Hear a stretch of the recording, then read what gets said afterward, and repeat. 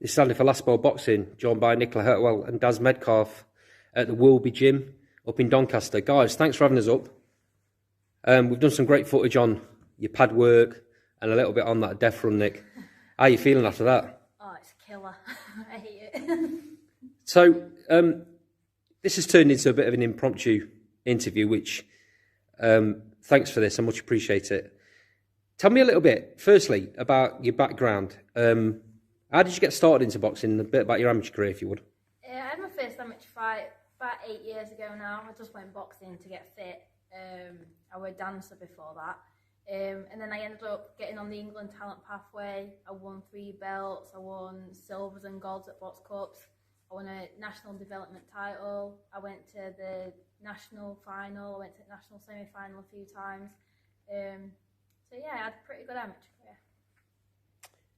You then decide to turn over. You stay with the same coach, and you have 6 fights under the Bieber banner. What sort of experience did that give you going forward into what you're now in? I feel like it gave me a good start to what I'm in now. Even just getting used to like boxing without the head guard on. I did an 8-round fight to box for a European title. I won an international silver title. Out of the 6 fights, won 5 of them by stoppage and then 1 on points. So yeah, I think it gave me a good start. End of 2021, Nick, you decide to make a change. You look at getting your British Boxing Board of Control licence, and at the same time look around for a new coach. How did you first meet Daz? What was the first connection there? I already knew some of the lads that used to train up at Fighting Fit, that I used to train with as an amateur. So I just gave him a follow on Instagram and then just started chatting to him. And then I ended up going up for a session. I did look around other gyms. I didn't want to jump straight in and just go for the local one. I wanted to make sure that I was making the right decision because it was a big decision, leaving my old gym. So I wanted to make sure it was right. But as soon as I went in the gym and started doing the training sessions, I knew I wanted to train there. Daz, was Nick on your radar before that? Did you know about anything to do with her amateur career or the bits of stuff she did with Bieber? I used to see like bits in local paper, obviously what she did as an amateur, and then obviously when she went under Bieber banner, there were bits in local paper about that as well. Funnily enough, we went sparring last Wednesday at Riley's gym in Sheffield, and I told Gary Moore, one of the trainers there, just tell her what conversations we used to have while you were under Bieber banner, and Gary confirmed that we used to both say, oh, what's she doing? You know, and that's no disrespect to Bieber. You know, anyone who trains and gets in that ring has my respect, 100%. I just feel that Nick's talent and dedication, to be fair, deserved a bigger audience and a bigger platform, and that's what she's on now. So, start of last year, Nick, you apply for your licence. That seemed to take ages, but that gave you a good time to spend time in the gym with Daz without any pressure of a fight coming up. How did that benefit you? Firstly to you, and then we'll come to you with that question, Daz. Yeah, it just gave me time in the gym and like the ways that Daz and Mike and Gil trained us, and like there's a reason behind all the training and why we were doing it that way, and it just gave me a chance to settle in and get back to sparring and just working on things that they've been teaching me, and because I've been adding like additional things to my boxing, so it gave me that chance to work on it and then actually apply it in sparring as well before having a fight. Daz, I'm sure when you look back at some of Nick's Bieber stuff, there's things that you thought she needed to improve on. Did that time spent before she got the British board licence? Were you able to work out them little? Yeah. I mean, we are trying to sound too, disrespectful. There are a few things that I saw that, she needed to work on, and these things she still does. But, I think the improvement is there to see. she looks, you know, like a professional. She's punching hard. She's minimising her movements, but still, you know, getting into positions where she can attack, where she can be elusive. She does tend to get a little bit too much involved still, which I'm sure we'll talk about in a few minutes. But you know, she's a fighter at the end of the day. Don't let the girl next door smile fool you. This girl can fight, but she can also box. So, you know, let's not make life hard, eh?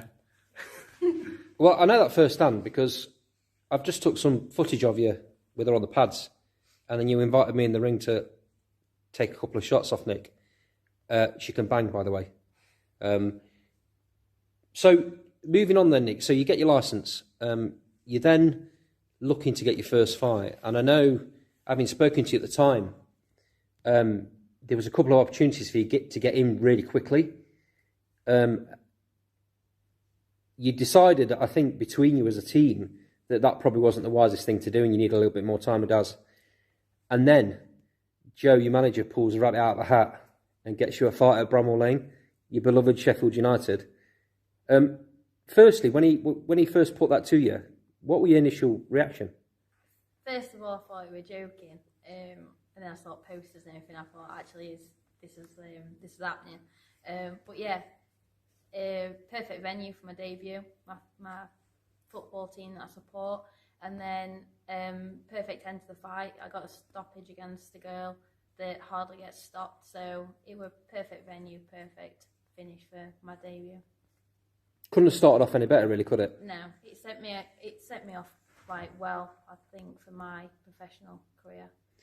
You then take a second fight on the GBM promotion, which anybody that goes to small hall shows know how valuable small hall boxing is. Lifeblood of boxing. Looks like the GBM promotion are taking it to another level, though. The promotion on that show was outstanding, and it looked like as boxers you were being looked after really well. Do you think they're going places as a promotion? Massively, mate. Izzy and his team. Izzy's an ex-fighter himself. I think he said on a recent interview, you know, he knows what fighters want. But yeah, I tell you that GBM, Izzy and his team cannot do enough, and that's massive for a fighter to feel, you know, comfortable, to feel looked after. That's amazing, and yeah, I think GBM really are gonna end up, you know, one of the major players. That was another 6-rounder. And I know, having spoken to you a little bit a while ago, Daz, you weren't too happy with the way Nick approached the end of that fight. She got a little bit too involved, didn't you? So looking forward, I know you've told her off a few times for it as well. Looking forward, though, I've seen what you've been working on tonight.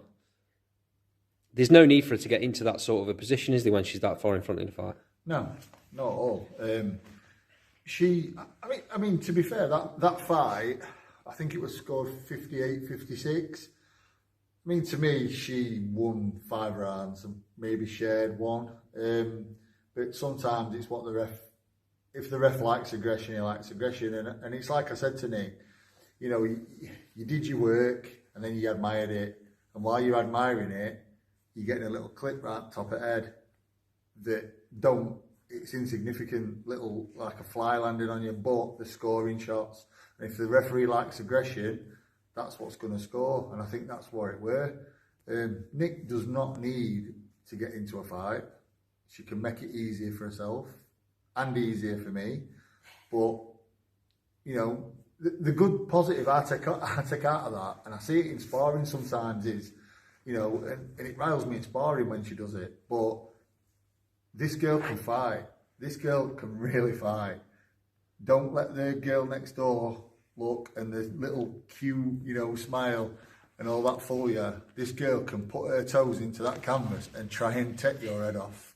There's no two ways about it. But if we don't need that, then, you know, Why do that? Because she can box. She's skillful. You don't do what she did as an amateur. You know, we aren't being able to box. She's got skills. So let's use them. Nick, Fight 3's coming up. Feb the 10th at Magna Carta, again on GBM. Have you got an opponent in mind? This might be one for you, Daz. Have you got an opponent in mind? There's a girl. It's 90% that it's going to happen. I don't really want to say a name.